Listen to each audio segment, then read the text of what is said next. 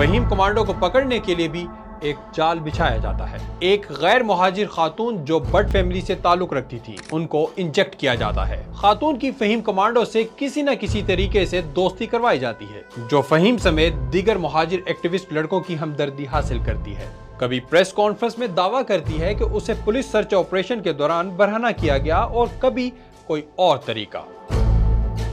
Faheem commando के बारे में जो एक बड़ी अहम बात थी वो ये थी कि फ़हीम कमांडो की एक खातून के बारे में कहा गया, उनकी दोस्त थी फ़हीम कमांडो की, नाहिद भट्ट नाम था उनका। और सर्च ऑपरेशन हुआ था कि उसमें MQ ने इल्ज़ाम लगाया था कि घरों में दाखिल हुए हैं और एक खातून से बदतमीज़ी बहुत की गई है, उनको बेलिबास किया गया है।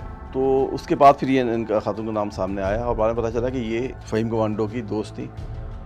और इनके बारे में कहा जाता है कि ये इतनी ज़्यादा इन्वॉल्व थी पार्टी के मामला में, हालांकि ये गैर महाजिर थी। लड़के जब निकलते थे ऑपरेशन के लिए फ़हीम कमांडो के ग्रुप के, तो ये कुरान रख के खड़ी होती थी और उसके नीचे से गुजरते थे। फिर इन पे ये इल्ज़ाम लगा कि इन्होंने मुखबरी की है और इन्होंने लड़कों को जो बाद में ऑपरेशन में जब मारे गए जाने लगे, तो इन्होंने मुखबरी की है और इनके मुखबरी पर जो है लड़के मारे गए।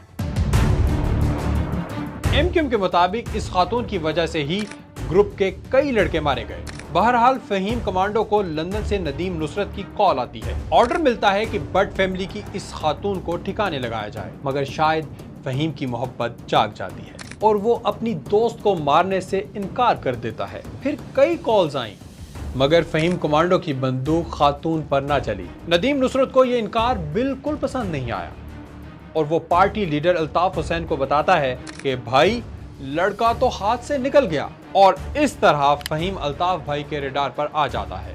यहाँ से पार्टी और फहीम की राहें जुदा होने लगती हैं।